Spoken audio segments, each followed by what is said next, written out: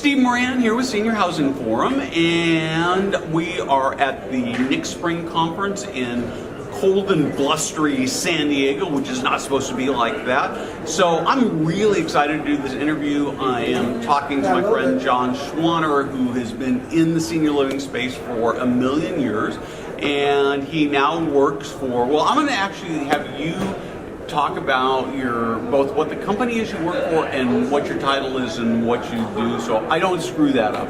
Oh, no worries. John Schwaner, I've been in the senior living space, gosh, maybe forever, for 25 years, currently with Health Pro Heritage as their Senior Vice President of Business Development, specifically concentrating on senior living partnerships and alliances.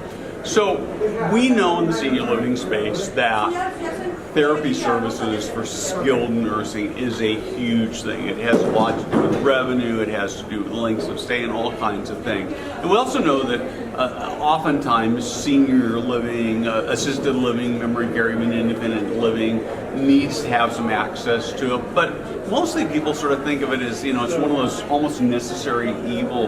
What I'd really like to have you talk about is you've really taken this whole therapy thing in senior living and figured out how to make it much better than that, so it actually becomes a part of the overall health of the community that really helps to get the building full. And so I'd like you to just talk about how therapy is used in that way.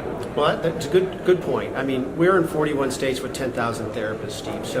So that says who we are. We have a good platform. We can serve people across the country. But we're more talking about the things that we can do strategically with our partners to create a local continuum in their markets. So what Health Pro has been known for the last 20 years is doing a lot of strategic analysis, looking at when a resident, a future resident, leaves the hospital or comes from the skilled, what's the morbidity? And this has become more important over the last decade because the average age is now 86.7, whereas 15 years ago it was 80.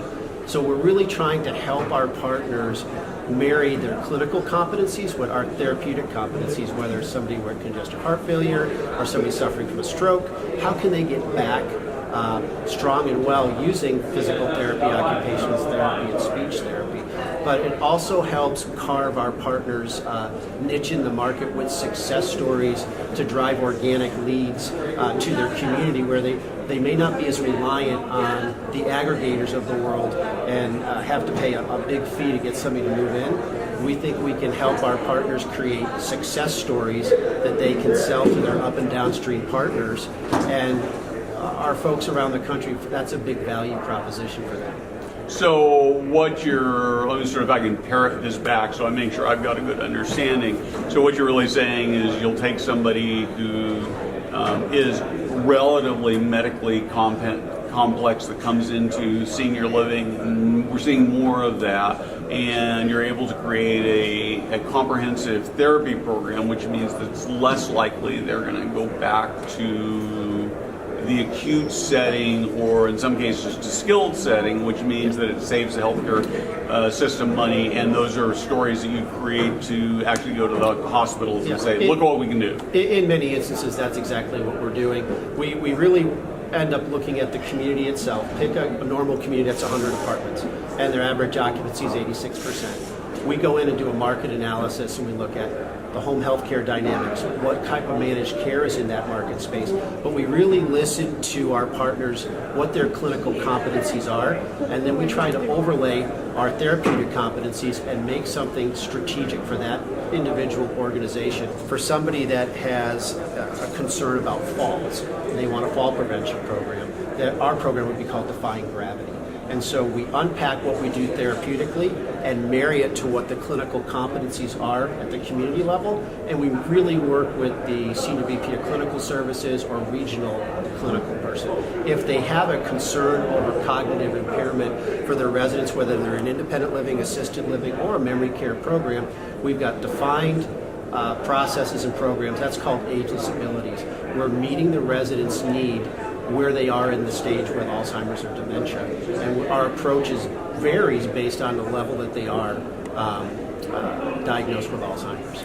I like that a lot because what you're really taking is something that's either a hassle for the building, probably not really a cost center, and really turn it into something that's very positive, increased length of stay, and all those kinds of things, right? The length of stay is imperative, but what we end up doing is building a database of success stories at the community level. So when they meet families that are scared and frustrated, there's information that they can share. You're not alone. And then we do quarterly business reviews with their regional VPs of ops and their home offices to help make sure that we're on track.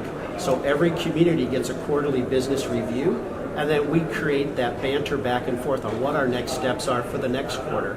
And that's really helping us design, wonderful and strong partnerships that are going to last. This is not a transaction for us. This is a long-term partnership that we're looking to Cool. create. This is really cool. I'm really excited, what a great way to approach it, so that it really becomes a win-win for everybody. Right? It is. Putting the resident first. Yep. So, John, great conversation. I appreciate it, and you appreciate your support of Senior Housing Forum, and look forward to helping you continue to grow your presence in the industry. Oh, thanks, Steve.